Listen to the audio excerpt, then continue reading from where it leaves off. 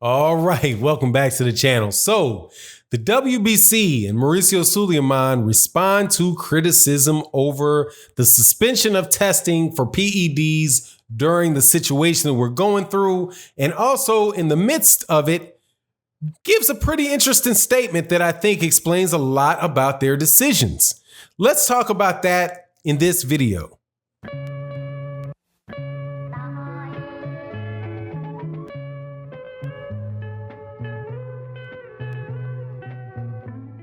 All right, welcome back to the channel. Welcome back to the channel. So the WBC had made a decision to suspend testing for performance enhancing drugs, their WBC clean boxing program, which is run by VADA. I think it's Voluntary Anti-Doping Association. But they suspend testing during this stuff that we're going through they suspend the drug testing for people from testing for performance enhancing drugs. So, and they got a lot of criticism for it, myself being one person that gave them the criticism. And they are now responding to that criticism and saying, look, well, we had to do it because we don't want people that were going to go out and do the testing. We didn't want them to get sick. So their rationale behind it was that, number one, they're not going to please everybody. And that they chose to keep people safe and keep people separate from one another. And that's the reason why they did. That's why they made the decision that they made. And there you go. Now, for me, as somebody that criticized them for doing that originally, I have to admit that now, hindsight being 2020, they probably made, or I think that they did make the right decision.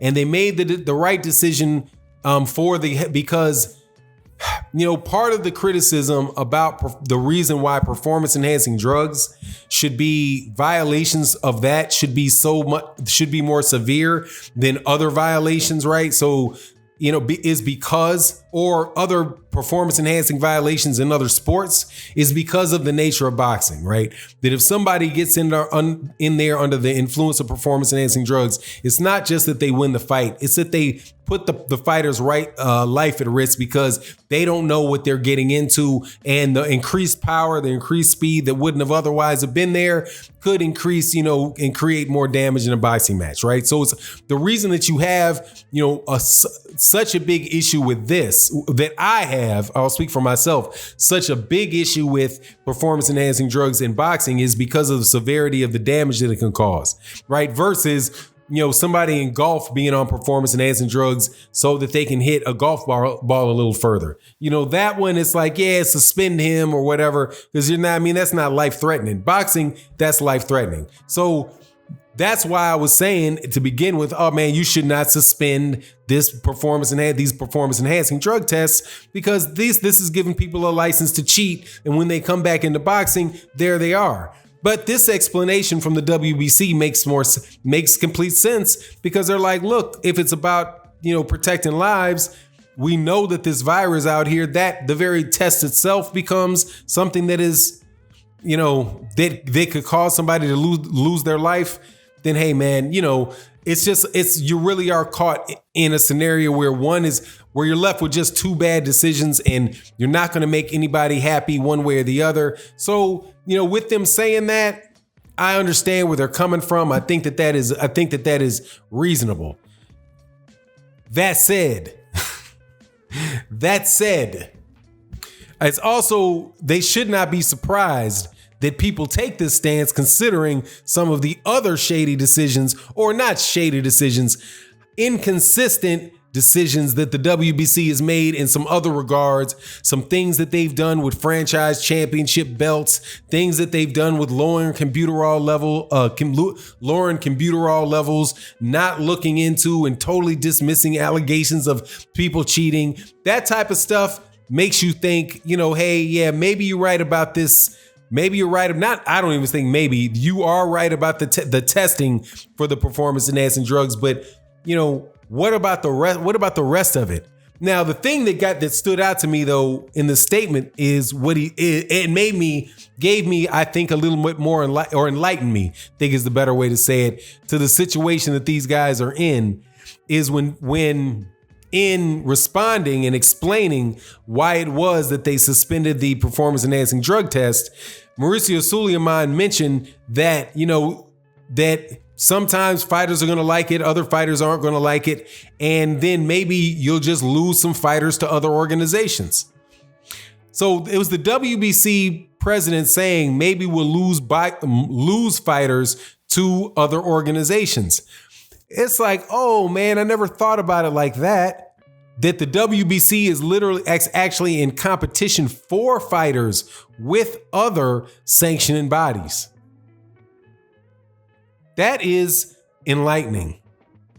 It tells you that the WBC, and it should be obvious from the way that the pay is set up, but the WBC is taking a risk with a fighter for losing fighters for certain decisions that they make. So if they have the potential to lose fighters based on decisions that they're going to make, and that's an important consideration to them, then what fighters wouldn't there be a relative value put on each fighter based on how much the value of an individual fighter? I have to assume that they would be more concerned with losing a Canelo Alvarez than they would be losing a Luis Collazo, right? So if Luis Collazo says, hey, I want drug testing because I got to get, you can test me, I don't care, because I want to make sure that because I'm clean and I don't want to get, whatever. But Canelo Alvarez says, suspend the drug testing program for me. Otherwise, hey man, because they're not coming towards my house. I don't care. And if you don't want to do it, maybe I'll drop my belt. Isn't that what Canelo Alvarez did to the WBC before when they ran into an issue? He dropped their belt. And that is the biggest money earner, one of the biggest money earners in all of boxing. So maybe if somebody in the UK, they're making a tremendous amount of money over there in the UK for several fighters, right? There's a bunch of fighters that fight when WBC sanctioned cards. Right, I do believe that the heavyweight division has at least 2 WBC champions right now in Dillian White and Tyson Fury. But anyway, I don't say that to say that that's not the case with a bunch of sanctioning bodies, but it does ring alarm bells that whatever decisions they make, they have to consider whether or not a fighter will leave and no longer fight with their organization. But if you think about that and you understand what the relationship is between the commission and the boxer, right? The WBC and the boxer, you'll realize that the most important relationship probably for the WBC is the promoter, because the promoter is the one that is going to be setting up the fights for the fighter and deciding, what sanctioning body it is that they're going to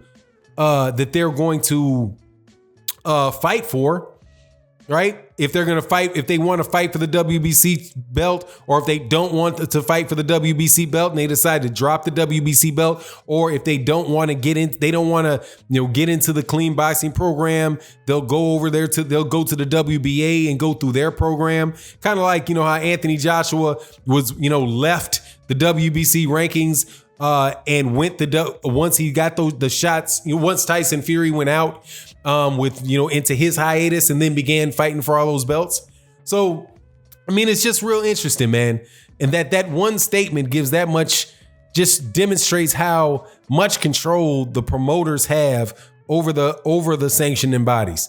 And for me, now I don't necessarily think that I think the WBC has had a bad year this year. I mean, I didn't agree with the computerall, the raising the levels of the computerall. I think that is just, I just think that is a gigantic loophole. I think it's a loophole fighters are going to run a truck through. I didn't agree with them stripping Devin Haney of that particular, of his lightweight belt. Although it seemed to me that it was top rank, that it was appeasing Bob Arum and Top Rank by giving Lomachenko the franchise belt that led to the circumstance where you would have to give Devin Haney the belt via email. So maybe you would think then, you could write the, you might be a little more quick to, remove the belt from him. I don't know, man, but it just, I just think that there's several things that the WBC's done that I don't agree with, and it's been a bad year for them.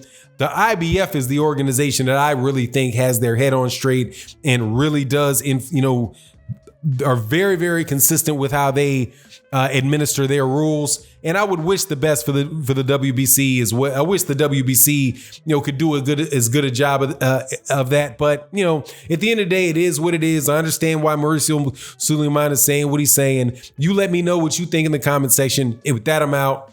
Peace.